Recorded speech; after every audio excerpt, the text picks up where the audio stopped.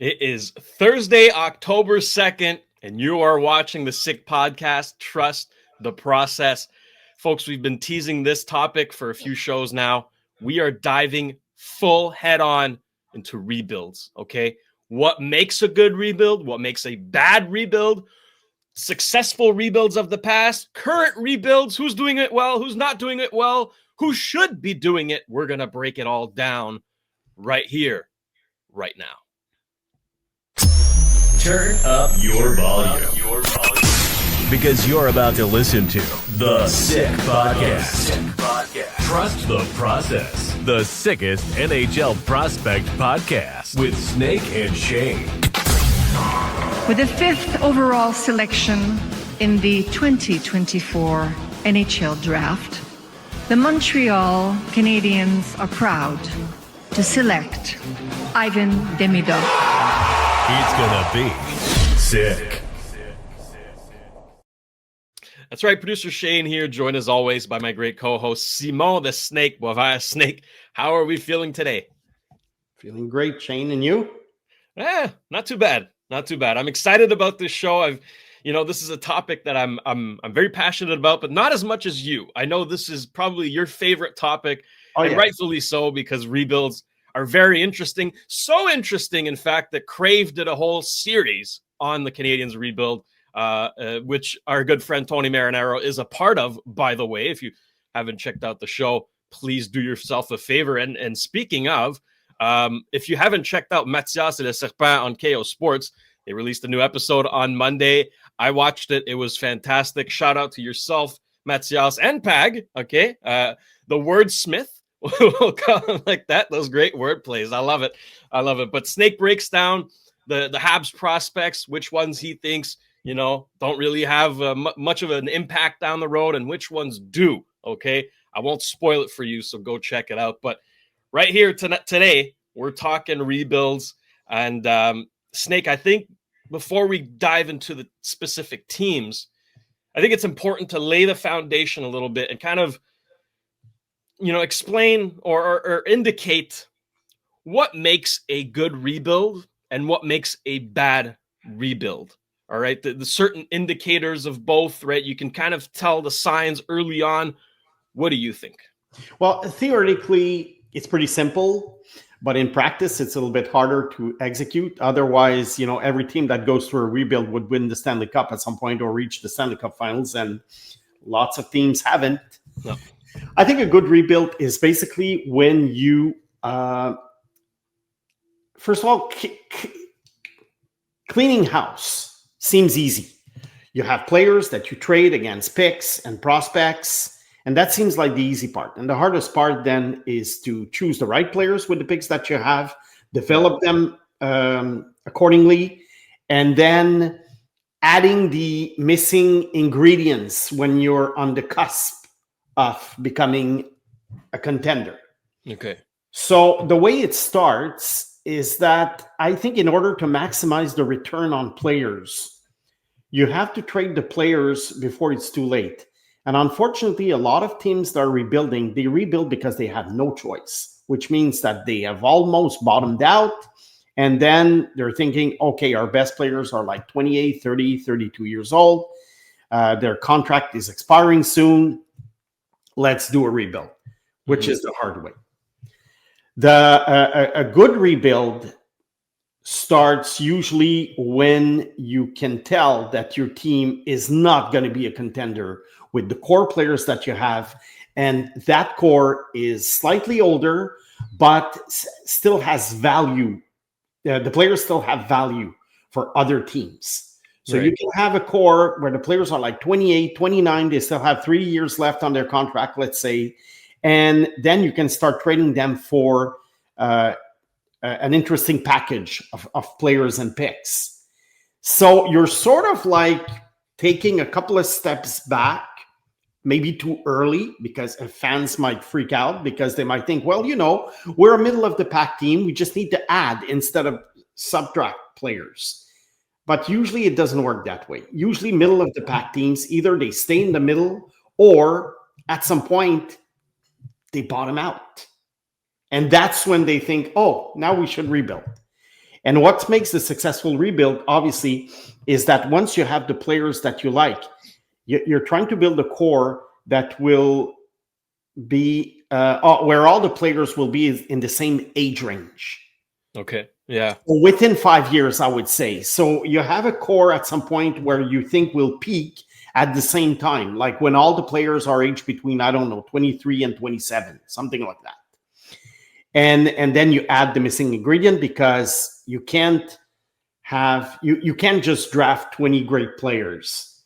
And at some point you might need a tough guy, you might need a goalie, you might need a puck mover, and that's when you make the move. A bad rebuild is when you make those moves, when you started the rebuild properly, but then you think that your team has arrived. Oh, okay. So you have like 3-4 youngsters, and you're thinking, okay, we're good now. So let's take just a quick example. The Sharks, they have like Michael Misa, Celebrini, Will Smith, Sam Dickinson. Okay, we're good now. And the Sharks, let's say, would have added Mitch Marner. Right. Thinking that it was going to take them to the other level. Okay, Marner might improve their ranking, but they're not going to become a contender. They still need to add and add and add to that core. And on top of it, Marner is probably not going to be at his peak anymore when the Sharks become a good team. Mm-hmm. So that's a bad rebuild. We've seen it very often when teams think that they have arrived, they start making moves, and then they reach a plateau, which is usually the middle of the pack. Mm-hmm. So that's what I consider a bad rebuild. You went through sacrifices. You sacrificed 3-4 years. You give your fans very bad hockey for 3-4 years, and then okay, we're ready now. And what I appreciate about the Habs is that although they're probably a little bit ahead of schedule, the fact that they made the playoffs last year, this summer, Kent Hughes did not think, we got to add Mitch Marner because that's going to take us to the top. He made moves, but he made moves for young players who still belong to that age group where, the core basically, which is age between, I don't know, 20 and 25, 26 now. That's it. No, I completely agree with you there. And then, rebuilds are a funny thing because it's not as if, it's a fantasy team and you just sell off your players for picks and next year, okay, you're going to be good. It's not like that. The owner has a big say in going into a rebuild, right? Because at the end of the day, you're committing to at least 2, 3, maybe 4 years of really bad hockey for potentially really good hockey down the road. So those 3 to 4 years, you're expecting, diminished revenue, no playoffs, which does hurt the bottom line. I mean, it's a significant commitment from the ownership group to commit to a rebuild. And that's why, it was so impressive that Jeff Molson did agree to it. And now, we're seeing the results start to blossom in Montreal. But there's certain teams, right, who they're kind of stepping around it. You know what I mean? They're sort of rebuilding, but they're not committing full on because they're like, well, we still want to give a decent product on the ice, right? We still want to bring in fans, but they, like you said, Snake, they should sell off, right? If they care really deeply about winning the cup down the road, they should sell off their pieces which have value and rebuild that way. But a lot of teams don't do that. So I think we're going to get to a few of those teams, Snake, but before we do, let's maybe take a look back, right, at some previous successful rebuilds to kind of give an indicator, okay? I think the easiest one in my mind is the Chicago Blackhawks because they turned it around like that. Like that, they actually had a really quick turnaround. If you compare them to, let's say, the Colorado Avalanche, who won the Cup 11 years after Nathan McKinnon was drafted, or the Washington Capitals, who won the Cup, 14 years after Ovechkin was drafted. It can take a long time. The Chicago Blackhawks did it well, Snake. Yeah, Bill Armstrong, the GM of the Utah Mammoth, said a couple of years ago that it takes 7 to 12 years when you start from scratch. However, with Chicago, they kind of did it quickly, yes and no, because before they made the playoffs in 2009, they hadn't made the playoffs in 10 years. And the thing is, back in the day, it was it was a little bit different. Rebuilds were not very trendy. And I think most teams that got into rebuilds, they practically had no choice. And with Chicago, the advantage that they had is that early in the process, although I don't think it was a process, I think it just happened. Yeah. They were able to draft the defenseman first, Keith and Seabrook. They even got Cam Barker, but Cam Barker didn't pan out. But they had Keith and Seabrook. So it's always easier to become good very quickly at some point if you draft defenseman first. That makes sense. Yeah. So with Chicago, when they added Keith and Seabrook were already older. Mm-hmm. So it seemed like a very quick turnaround, but the basis was already there. But again, Chicago, I think, is a good example of a rebuild because Dale Talon, I think, did a good job before he was fired. But at the same time, it's not the typical modern rebuild a la San Jose Sharks or Anaheim Ducks or, again, the Chicago Blackhawks, what they're doing. Right. Yeah. Same thing. Pittsburgh, they had no money. They had to get rid of all the players. They brought back Lemieux at some point. And they rebuilt, with Fleury and Malkin and Crosby and Chris Letang. So again, it's an example of a great rebuild, but was it really their intention to rebuild at the time? Mm-hmm. And that's what I always wonder. The Kings, I think, at some point tried to with Dean Lombardi, but it was kind of weird because, yes, they won 2 cups. The rebuild went well, but in the meantime, they made mistakes at the draft table. They had some great picks like Drew Doughty and Kopitar, Dustin Brown even, but they made some mistakes like Thomas Hickey. But then they were able to, make some very trades, to get Jeff Carter and Mike Richards. So that's another type of rebuild. So Pittsburgh, Chicago, and Los Angeles are often mentioned as great rebuilds, but they're not exactly the model that, let's say, rebuild fans are looking for. What it's fans want to see, what the rebuild fans like me, the purist of a rebuild, they want teams like, let's say, the Sharks, the Habs, the Blackhawks, the Mammoth. That's the type of team we want to see win up at some point, just to prove our point. Exactly. And Snake, I think this is the perfect transition to talk about today. Right now, there are rebuilds underway. There are rebuilds that are starting. There are rebuilds that are coming to the tail end now, and teams are graduating, right? Let's talk about the good ones first. The ones that have impressed you so far and are heading in the right direction. Yeah, well, there's actually 4 of them. I would say the Mammoth, the Habs, the Ducks, and the Sharks. Are they all going to make it? Look, there are 3 teams in the Western Conference, which means that one of those 3 teams, even if they become the top 3 teams in the conference, one of those 3 teams would be eliminated in the second round. So is that a failure? Or, maybe one year it'll be one team, maybe the next year it'll be another team. So I think the Habs probably have an easier path in the Eastern Conference than those Western teams. Now, why didn't I mention the Hawks? I like what the Hawks did at first. I'm just not sure about the mix of players and the players that they chose. Look, Kevin Korchinski was sent back to the AHL again. Mm-hmm. I know he's just 21 years old, but still a guy who at age 19 made the team because they didn't want to send him back to junior hockey. He really struggled. And then, at age 20, they sent him back to the AHL. He was okay. He was good. But then he comes back to the NHL. He's not that good. Now he's back to the AHL.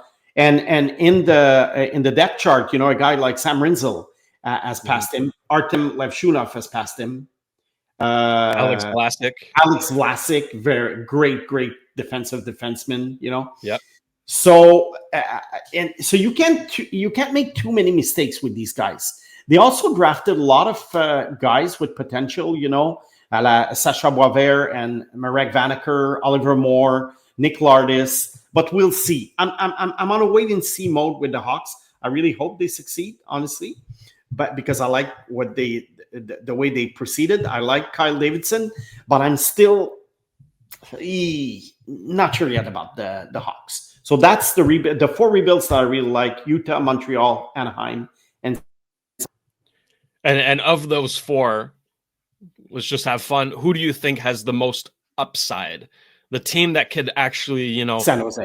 Topple all of them. Yeah, I think that's an easy one, right? They have, Jose. I think if they round out the defense, I mean, they're basically a lock to be, a successful contender for many, many years. Like, they've done it right. You were talking about ownership. Yeah, and that's the point. Mr. Plattner, who's owned the team for 25 years at least. When Doug Wilson was the GM, he never wanted to commit to a rebuild.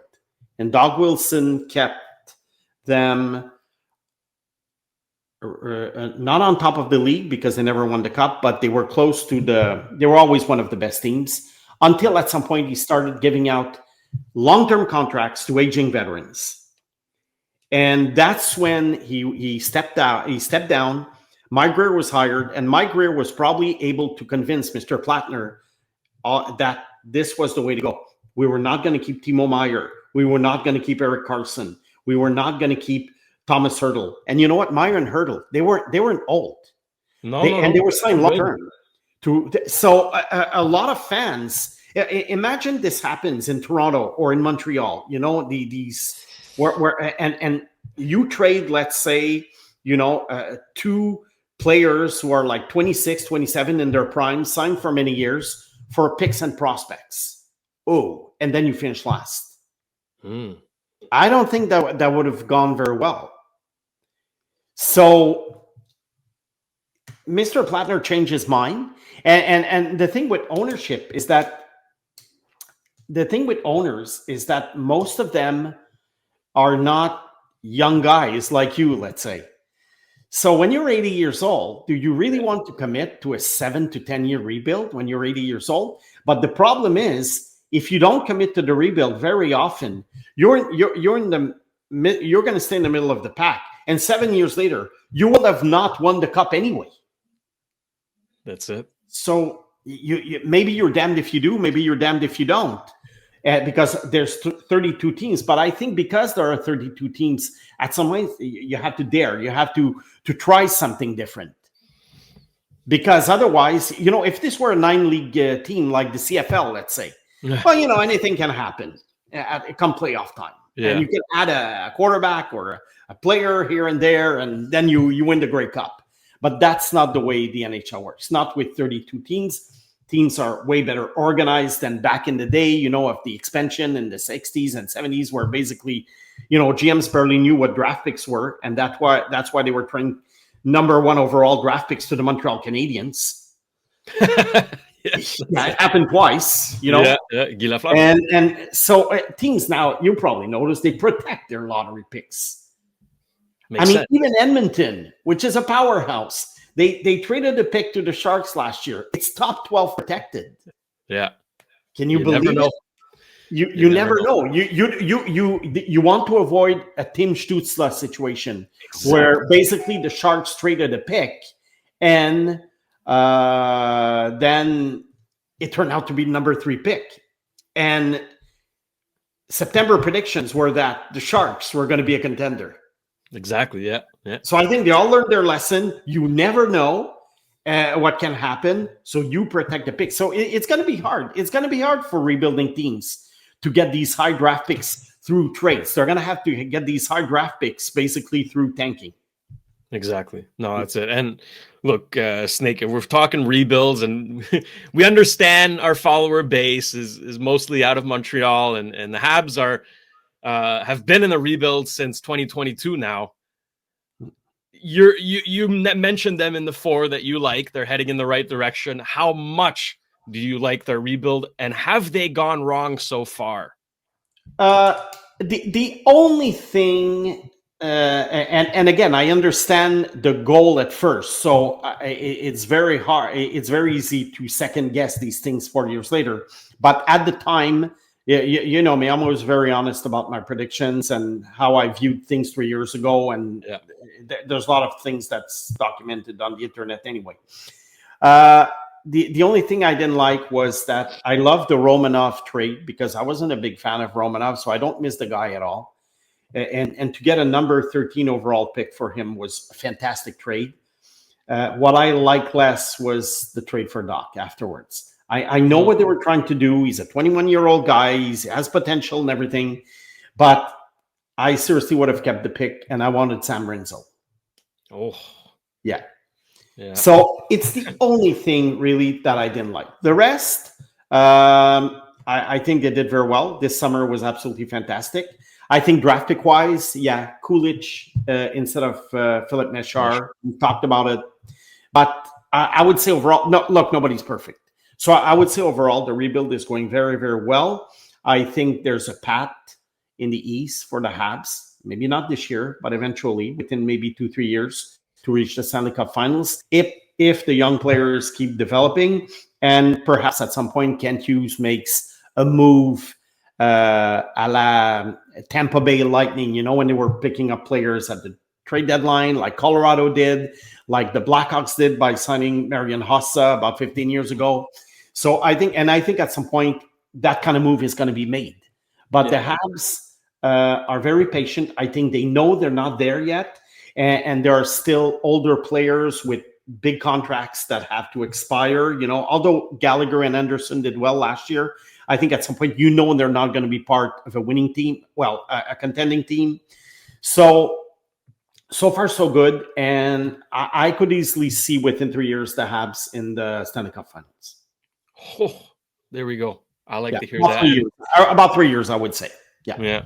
You know, I'd be willing to bet that Kent Hughes and Jeff Gorton have these words right here somewhere in their office. Trust the process. And they said it when they were hired. They said it's going to be a process and we're going to stick to it. And they so far they have. They have. We see the result now, okay? It's a waiting game. Patience is key when doing a rebuild. And let's transition over to the bad ones now, okay? Not every rebuild is good, okay? Some teams don't fully commit. Some teams, like you said, Snake, overestimate their position and think they are ready to make the jump when they're not. But I want to start with one team in particular that pisses me off because I want them to succeed. They are the 32nd franchise in the NHL. And look, they're not even rebuilding. They are building, okay? Yeah. They were never built in the first place because the expansion draft was a disaster.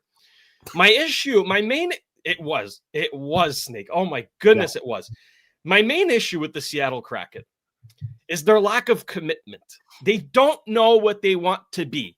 You look at their decor, Vince Dunn, Brandon Montour, Adam Larson, you know, they got Lindgren, right? It's not giving me the vibe of a rebuilding team. Whereas the offense, it's like, okay, well, you got, you know, Matty Beniers, Shayne Wright, Capo Caco, you know, Yanni Neaton, like they've got a lot of good young forwards in there. Not much of an offensive punch, but that's more of what you would expect to see out of a rebuilding team. Yeah. And then in net, it's like Joey Daccord, who's okay. He had a good season last year, but then Philip Grubauer was horrible. So what the hell is the Seattle Kraken? Yeah. What are they doing? Where are they going, Snake? Well, when they hired Ron Francis, I was a little bit concerned because Ron Francis was a very conservative general manager in Carolina. Although he did some okay work, he was very conservative. And I do understand that teams were not going to fall into the Vegas trap again, which basically was, you know, giving out a first-round pick so that you take this player instead of that player. That was ridiculous. So I think teams learned their lesson. So I'm not going to blame Francis for not trying because he probably did. However, I think what was wrong about Seattle is that what they should have done is simply reach the salary cap floor with the expansion draft and basically choose players either on expiring contracts that he could have traded at the deadline, or taking on very, very, very bad contracts from other teams in exchange for picks. And I think that would have been possible. I think the Toronto Maple Leafs were stuck at the time. There were very many teams that were stuck because of COVID. The salary cap wasn't going up. And I think they should have taken advantage of it by taking on bad contracts and forget about the performance on the ice. Because first of all, your fan base is already ecstatic that there's NHL hockey. New team. Okay, they're going to give you a grace period of maybe 2 years, of at least 2 years. Yep.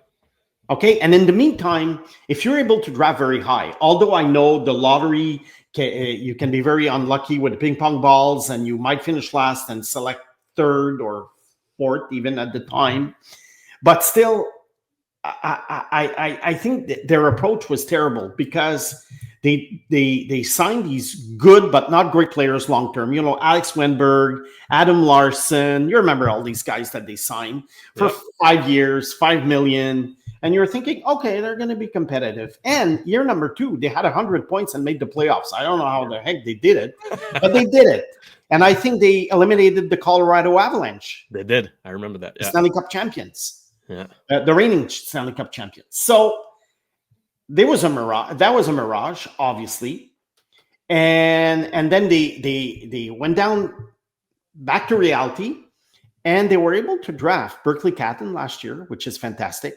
Jake O'Brien this year, which is excellent. So now I think what they should do is accept the fact that, okay, they have young players developing right now. Get rid of the veterans. Get rid of whatever you can unload. And if you finish last this year or next to last, because, you know, the Blackhawks and the Sharks are going to be tough to beat. But you know what I mean? If you finish like in the bottom 3, then basically what you should have done in 2022, you're doing now. It's bad, but you don't pour good money over bad. No. They missed the boat. They missed the boat in 2022. That's all.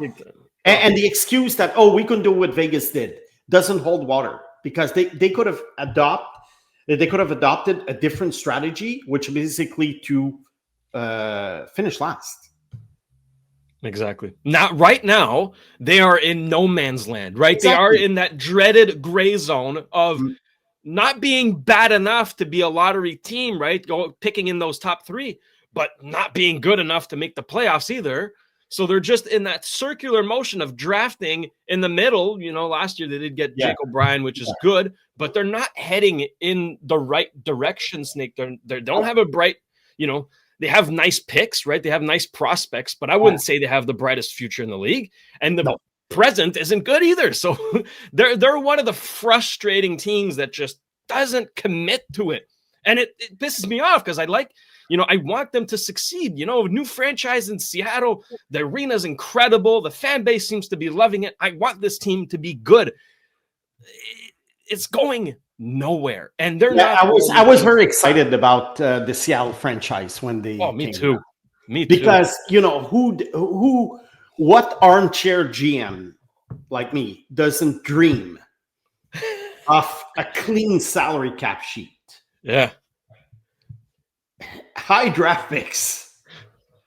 I mean, it's and then I was watching the picks during the day because I remember Frank Saravalli was spoiled all of them. Was spoiling all of them. And I'm thinking, oh, okay. And then they started announcing these signings. Ooh, okay. I knew they were in trouble at the time. And thank God they were able to get Berkeley Catton and Jake O'Brien by not picking in the top 5. Thank God these guys were still available, because otherwise it could be worse. Yeah. So that's a frustrating one. That's one of the teams I want to discuss. And I'm glad you brought it up because, they are frustrating. And they're not the only one kind of in no man's land or without vision, let's call it that. Yeah. Which other teams piss you off, Snake? Well, I don't think there's any team that pisses me off right now. But I do think I'm going to name you a few teams that I think should go through a rebuild, but probably won't. Yeah. Look at the Vancouver Canucks. The Vancouver Canucks have some good players. Some of them signed for like another 6-7 years. But is that core sufficient to win the Stanley Cup? I don't think so. You know, and we don't know what's going to happen with Quinn Hughes in 2 years. What if he becomes a UFA and he leaves for New Jersey or another team? Ooh. Okay. So, yeah, you have these, you know, Pettersson and Besser and DeBrusk and Garland and Ronek and Demko. They're all signed for a long period of time. But I think that the Vancouver Canucks are bound to be a bubble team. Yep. So this is a team that should really, really take advantage of the fact that they have good players to trade. Although, who's going to take on Elias Pettersson's contract, 11.6 for 7 more years? But you never know. Maybe the guy rebounds, he gets a 90-point season, and then his value goes up. Remember Eric Carlson, who got 100 points, and San Jose was able to unload most of the contract for a first-round pick. And that first-round pick, added to a second-round pick, I think, got them Sam Dickinson.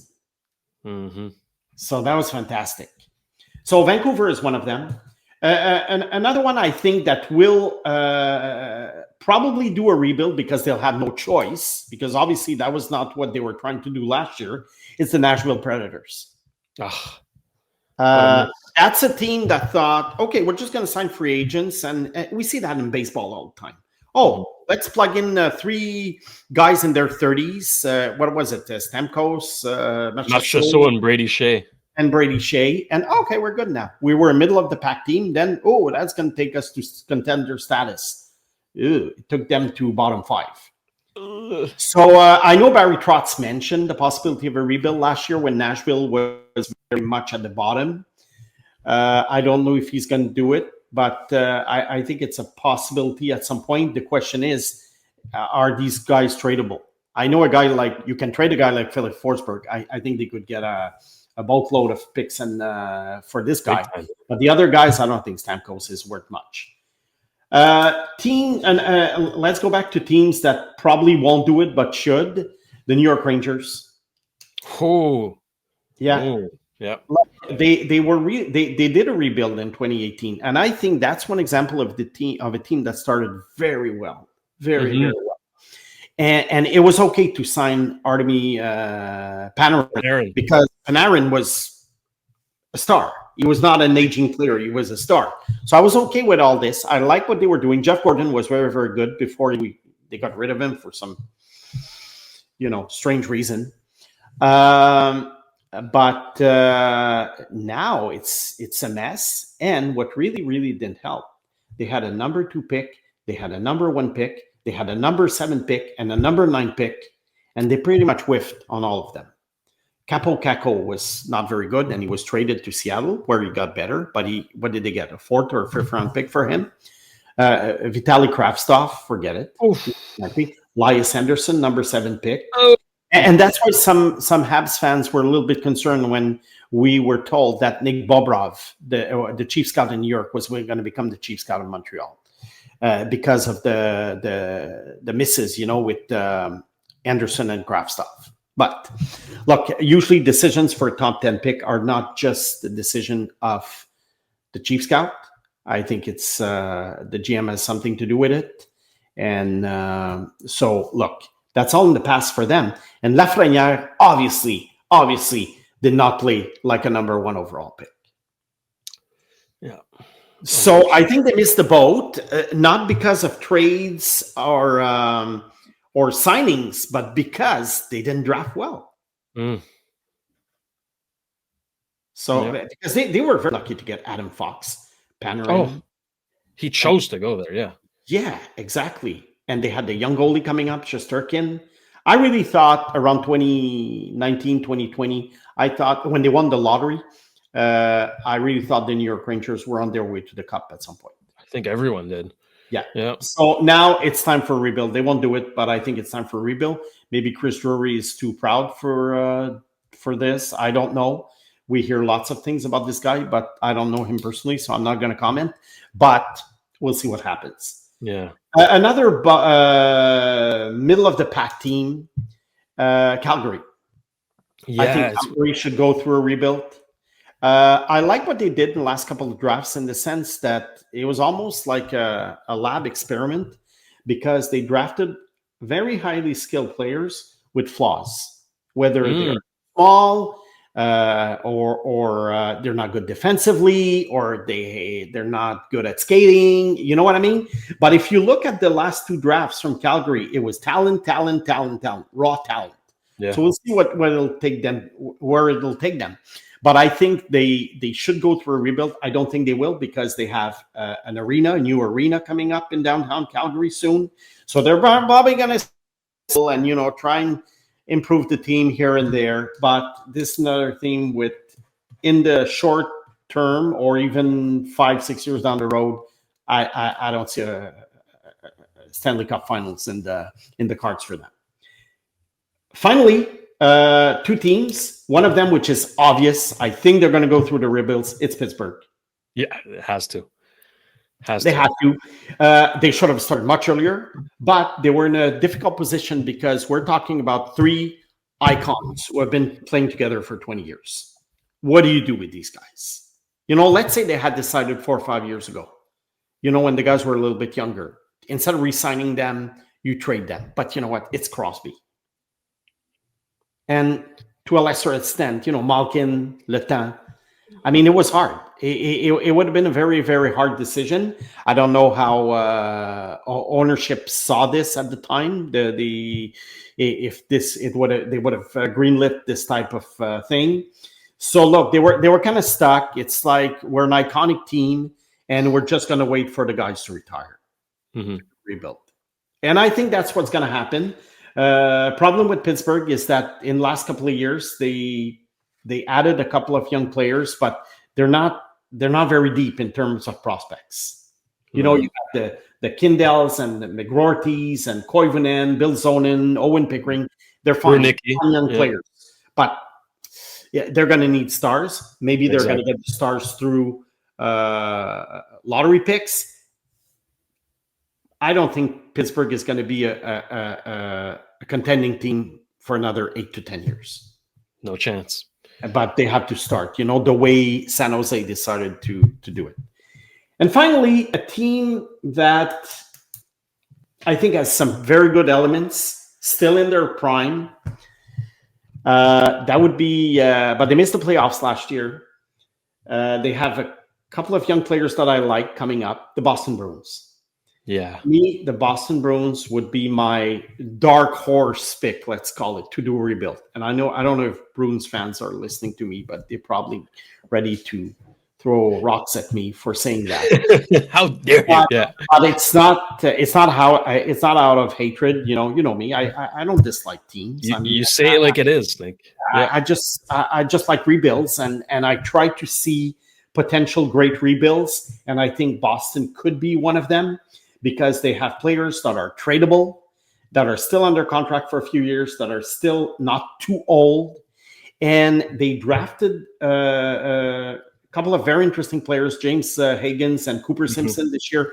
They made a great trade for Charlie Coyle by getting Will Zellers, which is a very underrated prospect. He's going to be playing for North Dakota this year. So I think they have up-and-coming guys. Now the question is, what do you do with guys like Swayman and McAvoy? McAvoy is only 27. He could be good for another 6-7 years. Swayman's only 26, under contract for 7 more years. So that's the dilemma. These guys probably have a very, very high value on the trade market. But that if you trade them, you're finished. You're finished for the next few years. Over. And probably that some Bruins fans would tell me, let's build around these guys since they're young. Look, it's an argument, but can they build enough that they can become a contender again? Like they were a few years ago when they won the President's Trophy with that absolutely exceptional record. I mean, that was and they got bounced in the first round. Their season, their regular season was better than the Habs in '77 when the league was totally different. So the Boston Bruins probably had the best regular season ever in the history of hockey. Mm-hmm. So, but can they, is having Pasternak and Lindholm, well, the two Lindholms, McAvoy, they signed Geeky, who had a career year. I don't know if it can be as good.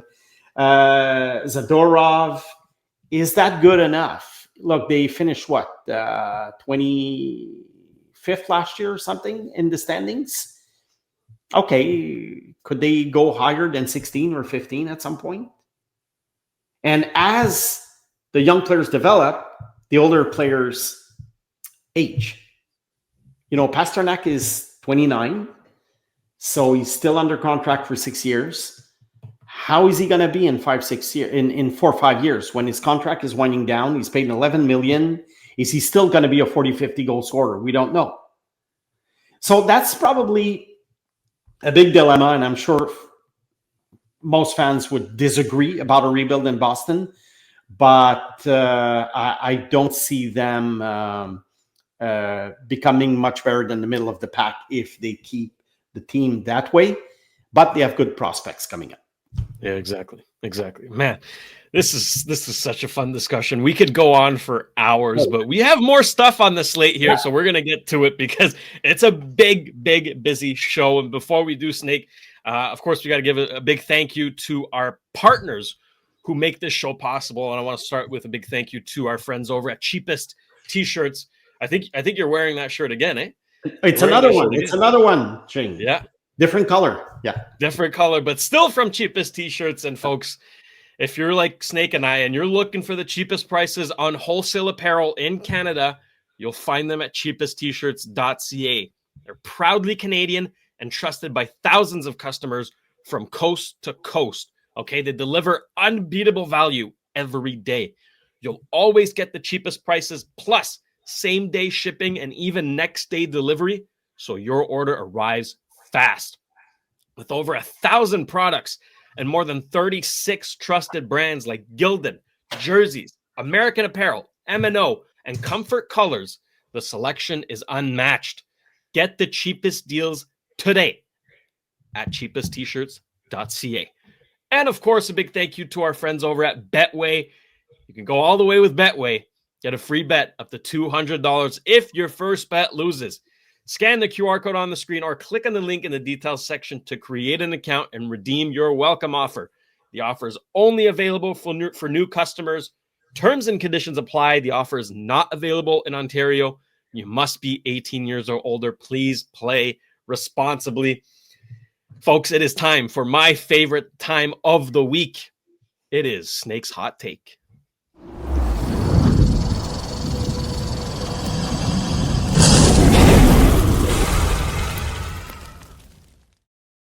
Snake, it was a chilly morning in Montreal, so warm us up a little bit with one of your hot takes.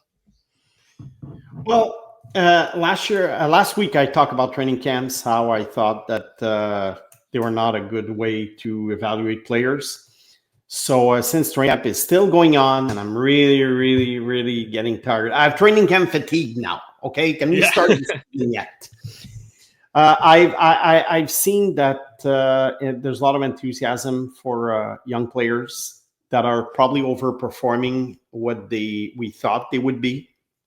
There's also renewed enthusiasm sometimes for veteran players who have been bad for a few years, but they have a good training camp. And I'm really fed up with this. But every year is the same thing over and over. Yeah. And there's a lot of buzz around Oliver Kapanen again. Some people are talking about him, playing with Demidov and perhaps being a second line center that the Habs are looking for.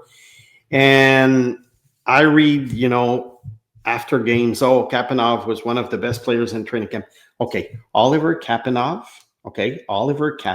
will never, ever be an impact player in the NHL.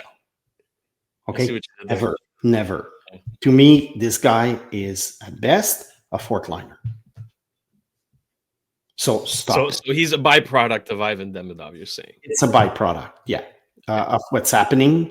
And I know that folks sometimes they realized this come June during the Stanley Cup Finals, and they're like, "Oh my God, my team, whoever team they root for, oh my God, my team is so far from the Florida Panthers level."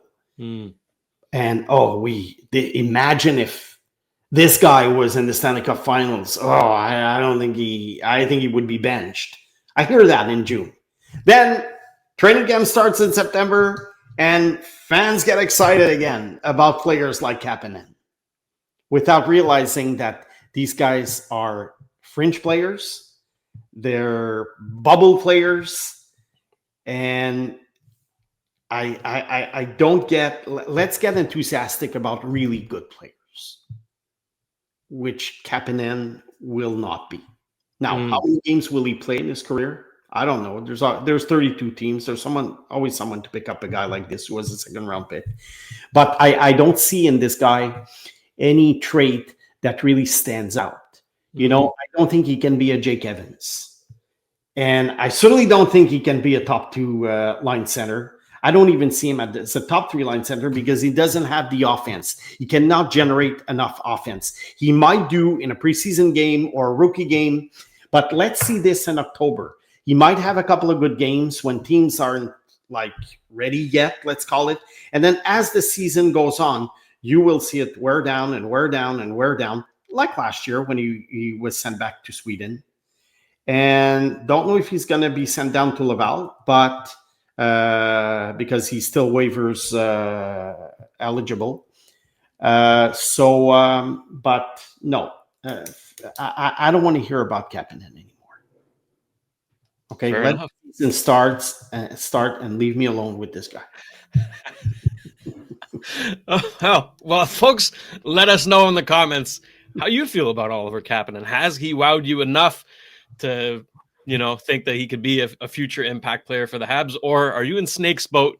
You're not fully convinced yet. We want to hear your thoughts. Snake, I don't really have an opinion on Kapanen. I'm kind of just letting it slide.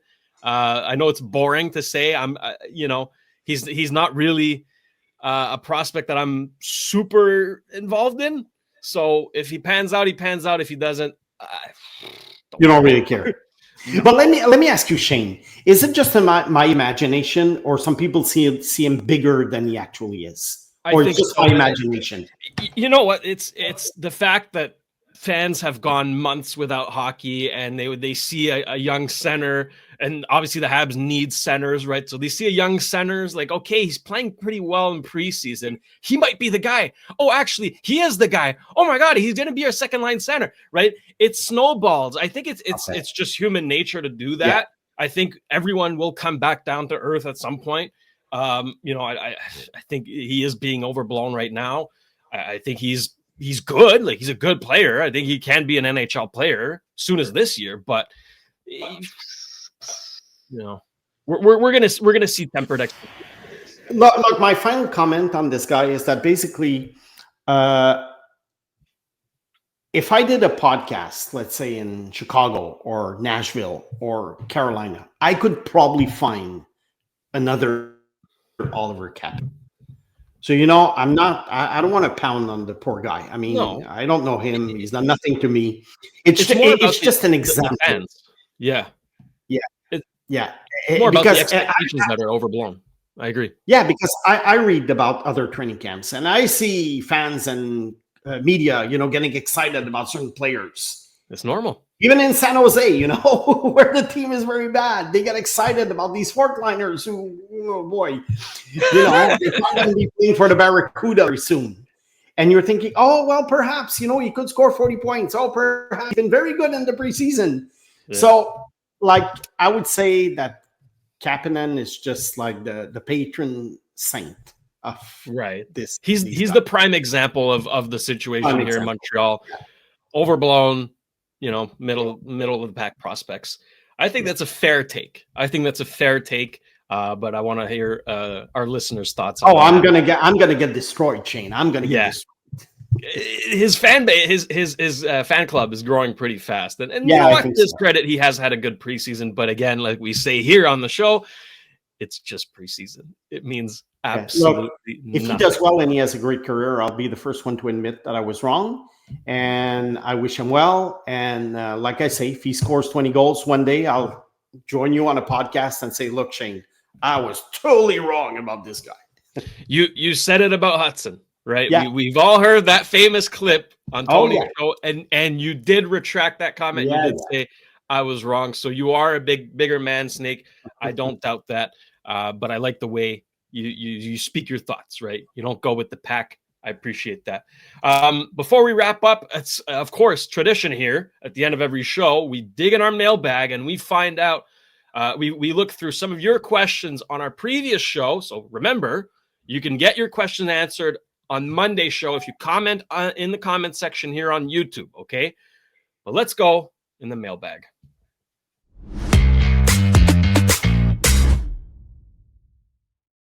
All right, and today's question comes from Jay Teal. Jay is asking, who cares? Well, it's not really asking. It's more of a comment. It says, who cares about protecting guys that have to go through waivers? Take the best. Ooh, okay.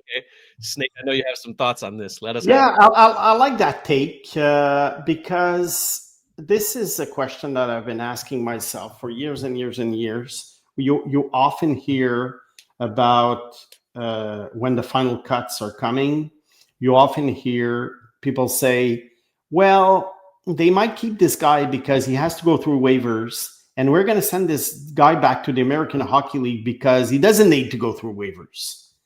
So when you're on the fence about two players, you keep the guy who is still good to clear waivers. Is that good practice? I understand why teams do it because I think teams always think that they're going to lose a player or two. Very seldom do they lose players. How many guys were lost up so far? Tyson Jost? I think Tyson Jost is the only one claimed. And we're talking about a fourth liner. Yeah. So last year, I know the Habs didn't want to send Caden Primo. They kept 3 goalies, probably for that reason. Look, they got a 7th round draft pick for him. Not bad. So maybe the idea of holding on to him was good because they could have lost him for nothing. But again, a 7th round pick is not much when you think about it. So my feeling is I would not be afraid of the waiver wire if I were teams because like Jay says, yeah, keep the best players. And you know what? If you don't like a player enough to keep him on your team, well, that's part of roster management. You lose the player on waivers. Yes, there have been some waiver wire players who have become good, but they're not. And I feel that they should not be a factor when building your roster for the upcoming season. Mm-hmm. I can't disagree with that. But we also let's take the Habs example. Because it's current, it's happening right now. There's circumstances, right? So you take a player like Florian Xhekaj, for example. He's a big topic, big name in the city right now, and people want him to start the season in Montreal. Yeah. But would you rather have him as the 13th forward who plays, one every 4 games, or in Laval playing every game and just send him back down since he's waiver eligible or waiver exempt and just keep Sammy Blais, for example? You know what I mean? Like Sammy Blais, I think, is a better 13th forward than Florian Xhekaj. Yeah, but the question is, Shayne, do you keep Sammy Blais because you're afraid of losing him? Or do you keep Sammy Blais because you want to give Florian Xhekaj more ice time? That's right. That's where it's wrong. Yeah. But if you're telling me we have a spot on the 4th line, let's say the 12th forward, and we prefer Xhekaj to, let's say, Blais or Joe Veleno or whatever. Yeah. And no, we're going to send him back because we don't want to lose Veleno or Blais to waivers. That's it. That's where it's wrong. If you have a spot for Xhekaj and you want to keep him, keep him. Yeah. Of course. There are circumstances. The decision to send Xhekaj down should come down to, is he going to play enough in Montreal? Not, he's waiver exempt. Exactly. And I think that's the point Jay was trying to make. Just build the best team possible. So to me, the waivers would not even be a factor in the decision making. What you said would be a factor. Right. Ice time, better practicing with NHLers than playing a lot in the AHL. That's something you debate in the office, in the front office. But waivers, exempt or not, who cares? I agree. Amazing stuff, Snake. And thank you to Jay for the comment. Not even a question, but you know what? It made for a great discussion. And please, again, send in your comments. We love to chat with you guys, and we've seen the positive comments as well. We really appreciate the support. Personally speaking, this show has been a blast, and I always look forward to Mondays and Thursdays. And I especially look forward to Monday this time around because preseason will be over, Snake. We won't have to talk about preseason anymore. We will have a roster. Yeah. And then Laval starts the week after, so that's going to be fun. Praise be. Okay, we've made it, folks. It's about time now. Real hockey is about to start. Snake, thank you so much for another great edition. And folks, je vais vous adresser quelques secondes, okay, si vous me permettez. Parce que dans 4 jours, okay, le 6 octobre, à 10h le matin, vous allez pouvoir entendre Tony Marinaro du nouveau studio de Sick Podcast, OK? À tous les matins, du lundi au vendredi à 10h. Ça commence le 6 octobre. Vous ne voulez pas manquer ça, je vous le promets. Back to English now. That's it for us today. Thank you to Julia back at Master Control. Thank you to you, Snake. I've been producer Shayne. I still will be. I don't know why I said that, but this has been another edition of the Sick Podcast. Trust the process. We will see you on Monday. And that's a wrap. Hope you don't miss us too much until next time. Follow the Sick Podcast, Trust the Process on YouTube, Instagram, Facebook, Google Play, and Apple Podcasts.